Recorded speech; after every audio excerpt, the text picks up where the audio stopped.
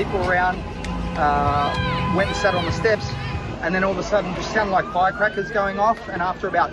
Eventually, 7.5 minutes after this footage began, police make it onto the bridge. Your call for a Palestinian state pours full fuel on the anti-Semitic fire. It rewards Hamas terrorism. It emboldens those who menace Australian Jews and encourages the Jew hatred now stalking your streets. Apa yang kamu rasakan setelah melihat pernyataan Benjamin Netanyahu? Sedih dan kesal. Itulah gambaran yang bisa kita ungkapkan untuk Perdana Menteri Israel ini yang gak henti-hentinya mengkambing hitamkan Palestina maupun Muslim. Padahal dalam aksinya, penduduk Muslim Australia ikut membantu menyelamatkan warga dari serangan terorisme. Alhasil ribuan warga Yahudi yang menjadi target dilaporkan banyak yang selamat. Donald Trump yang biasanya sejalan dengan Netanyahu bahkan mengakui aksi heroik yang dilakukan oleh warga Muslim. Di sisi lain, dalang di balik kejahatan ini sudah terungkap dan tidak seperti yang dituduhkan oleh Netanyahu. Cetak Gol coba membahas dalang di balik penembakan Australia sebagai berikut.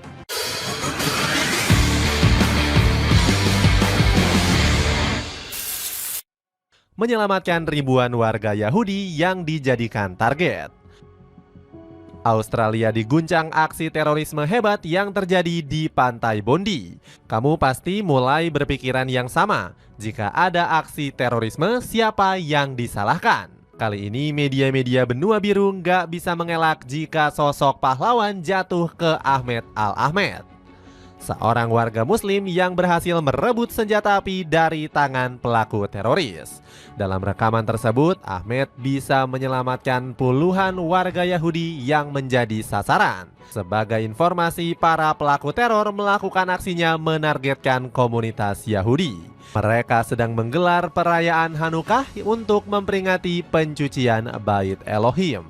Sebanyak 1.000 orang warga Yahudi berkumpul merayakan malam pertama Hanukkah. Dalam laporannya, 15 orang tak bersalah menjadi korban atas aksi kekejian tersebut. Bukan mendapatkan dukungan dari media Eropa, lagi-lagi penyebar propaganda negatif terhadap Ahmed. Mereka malah menuduh Ahmed sebagai anggota ISIS yang terlibat dengan aksi terorisme. Organisasi ini sendiri nggak mewakili agama Islam dan diduga dibuat sebagai propaganda Barat. Benar saja, setelah ditelisik jauh, penembakan ini murni nggak ada kaitannya dengan unsur agama. Pelaku penembakan adalah seorang ayah dan anak bernama Sajid Akram dan Navid Akram. Keduanya merupakan warga Australia yang dilaporkan terdaftar sebagai anggota ISIS. Dewan Iman Nasional Australia cukup prihatin dan menyatakan ISIS bukanlah anggota Islam. Meskipun serangan ini menargetkan komunitas Yahudi, pada kenyataannya ini adalah duka untuk kita semua sebagai komunitas Muslim. Kami menyampaikan dukungan dan simpati yang mendalam. Dukungan lainnya juga datang dari negara Muslim yang mengecam penembakan mematikan ini. Nggak terkecuali Arab Saudi yang nggak mendukung kekerasan apapun yang dibalut dengan agama. Arab Saudi menegaskan sikapnya yang menentang segala bentuk kekerasan, terorisme, dan ekstremisme. Kerajaan juga menyampaikan bela sungkawa yang tulus pada korban. Iran, Turki, Irak, sampai Uni Emirat Arab juga ikut mengecam aksi tersebut. Nggak hanya dari negara Arab, dukungan juga mengalir dari Rusia, Tiongkok, hingga Amerika Serikat. Akal-akalan Israel mencari musuh di tengah toleransi. Di tengah dukungan besar yang mengalir dari banyak negara, Benjamin Netanyahu malah memperkeruh suasana. Perdana Menteri Israel ini menyebut aksi teroris dipengaruhi pemahaman antisemit. Netanyahu menilai serangan ini dipicu dan berawal dari kebijakan Perdana Menteri Australia. Beberapa bulan lalu, Anthony Albanese menyatakan dukungannya terhadap kemerdekaan Palestina. Menurut Netanyahu, dukungan ini sama saja seperti memberikan ruang untuk para terorisme beraksi. Saya menulis seruan Anda untuk negara Palestina jadi menyulut api antisemit. Itu sama saja memberikan penghargaan kepada Hamas dan membuka ruang terorisme beraksi.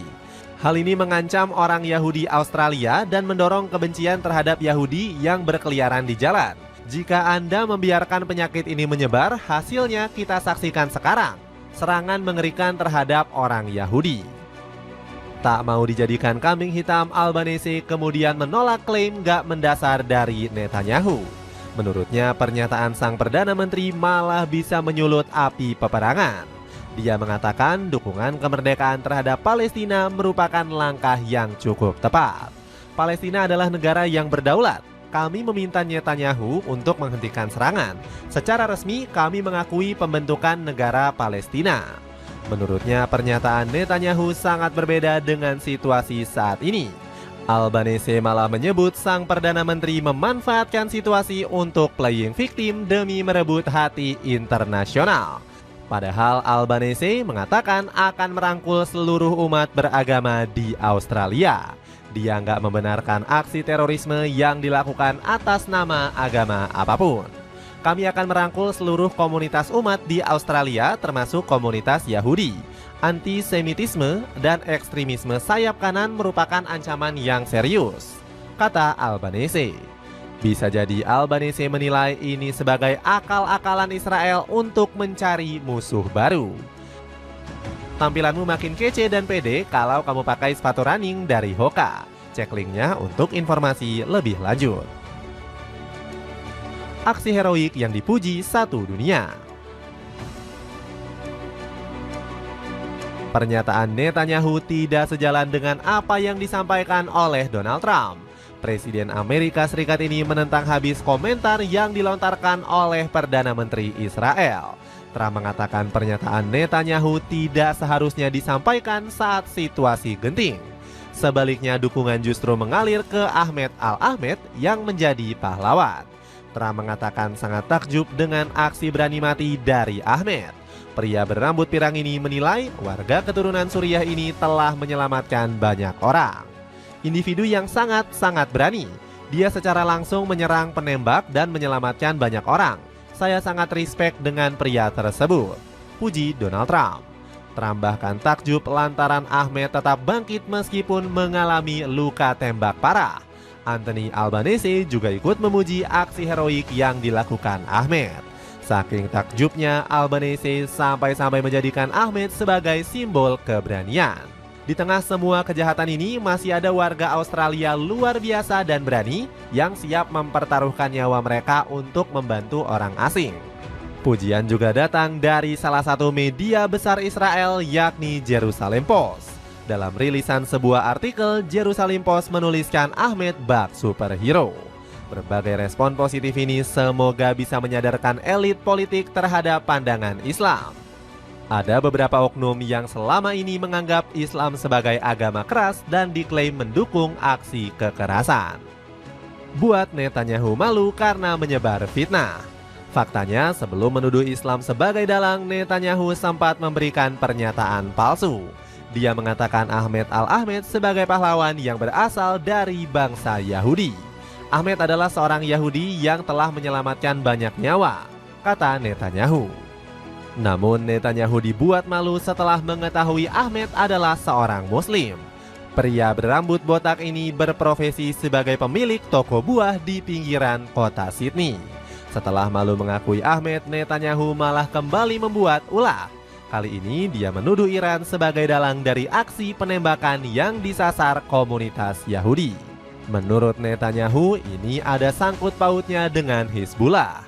Sang Perdana Menteri menyebut Hamas dan Hizbullah telah melancarkan aksi-aksi terorisme dari jauh-jauh hari. Netanyahu akan dengan serius menyelidiki kasus keterlibatan Iran.